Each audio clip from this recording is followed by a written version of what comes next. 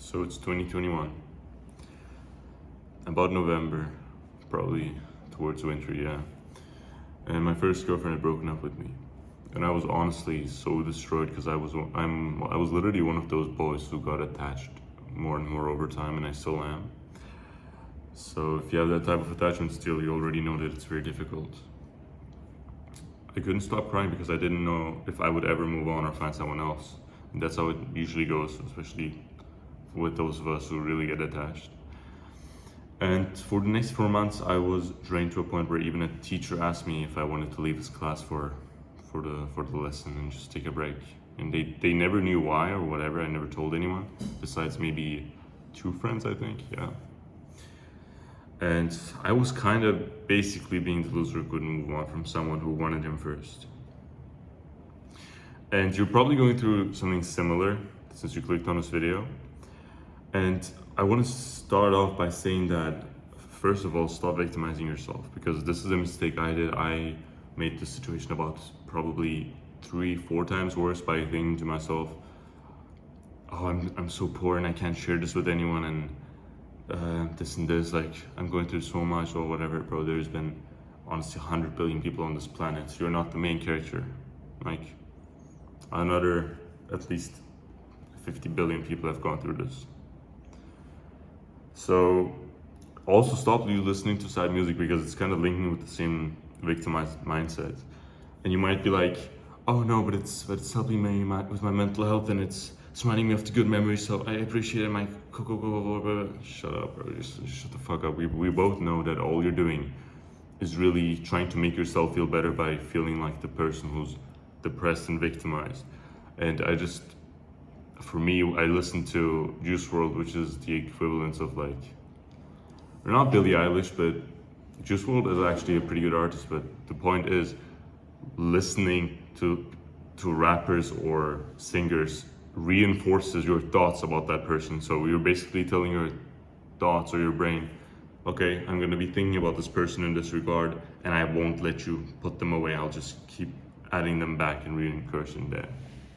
So to those of you who want to level up rather than crying like a teenage girl, and I did both, by the way. Initially, the first 3-4 months, I pretty much spent like a loser.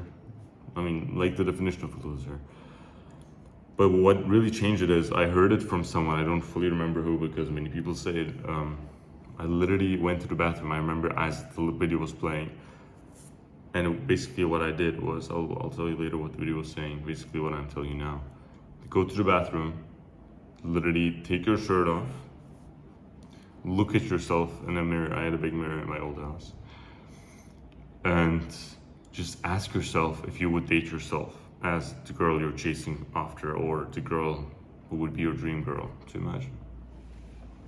And I really looked at myself and I thought to myself, I mean, it's not really a big surprise that I'm left, right? It's not really my loss. I'm the one who lost because I'm not really worth anything. Does that make sense to you?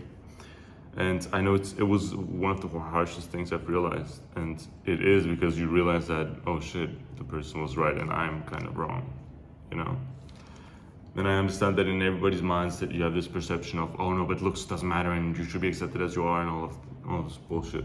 You have to watch my previous video, which was stop expecting unconditional love. This is literally about disregard, about you expecting unrealistic standards and for the girl to accept you as you are, but you have standards yourself. So just take a look at it if you want to.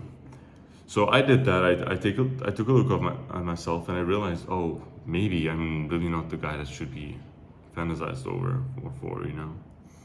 And here's the most valuable advice from this video. So this is going to be a bit more painful because most of you watching are going to expect some easy way out. But you need to understand that in order to move on, you need to feel the necessary pain, because that's your heart accepting what happened to you. So I know many people who go to parties afterwards and they are like, okay, I got my heart broken, so let me just do this. Let me just distract myself with alcohol, all these drugs or whatever you might say. Even if you're just binge watching movies for 20 hours a day. The truth is that pain will hit you back, and it will hit you even worse if you first distract yourself, because then here's the thing. Here's your sadness levels, okay?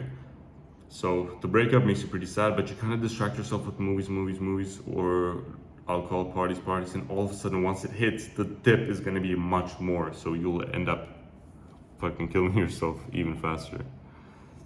In a not literally way, obviously.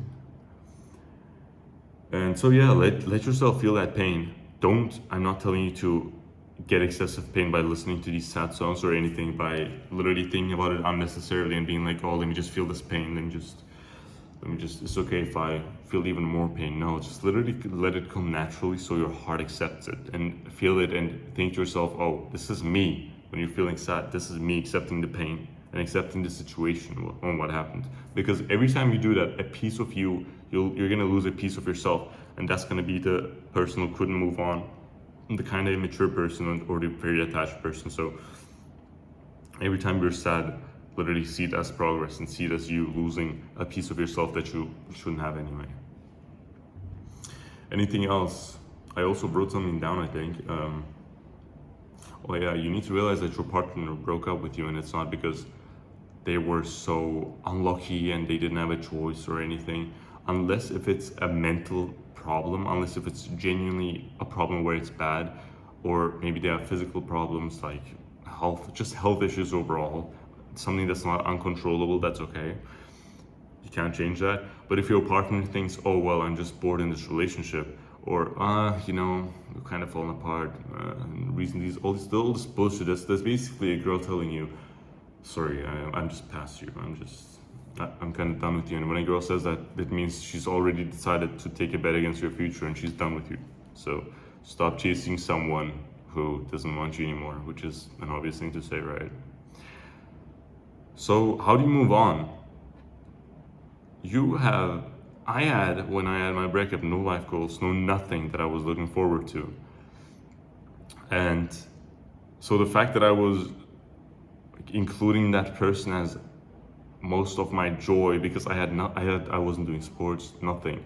That person was my source of joy. You can imagine it like this. There's a square, this is your mind, okay? Imagine like a rectangle. And it includes every single thing that gives you joy throughout the day. Okay, but that's good joy sources, not like taking drugs or just binge watching on your phone because you realize that that's actually not making you happier, but it's making you sadder. So there's all these things, right? And for me, I didn't have much of those. I mean, I started playing basketball, which took up a lot of it, but most of it, like the biggest part, was that girl. It's not that girl was really making me so happy and I was like, oh my gosh, I'm so happy. But it was mostly, she was the only, or one of the only things that were up there. So even though she was like a cheap source of dopamine, she was covering up most of it. So once I got rid of her, most of the square just got empty. Whereas if I had multiple things, like now, like I'm coding, I'm doing YouTube videos, I'm doing this, sports, gym, journaling, etc. And then I have her and she disappears. She's just one of the 10 things that disappeared. I'll make up for it with something else. You understand what I mean? So don't isolate her as your dopamine source, because you'll be way more dependent on her for your happiness. So if you had nothing from this video, just understand what I did, the analogy I just did with the square. If you don't, please watch it again, because this is, if someone had told me that, I would have literally probably moved on within a month, or at least whatever. I think that is it. Let me check if I were. Well, yeah, I mean, I did write down that if I were to go through the same breakup again, I think I would move on within a week. Also because no matter how much pain you feel, no matter how much you think, you'll never find anyone who you match with as much. I promise you that after like 6 months to 1 year latest, you will literally see that person as your past and you won't even catch any feelings. Like any past girlfriend I had, when I think about them, I have literally no feelings. Like I don't think, oh my gosh, so sad, or it's reminding me of bad memories. I could literally see them on the street.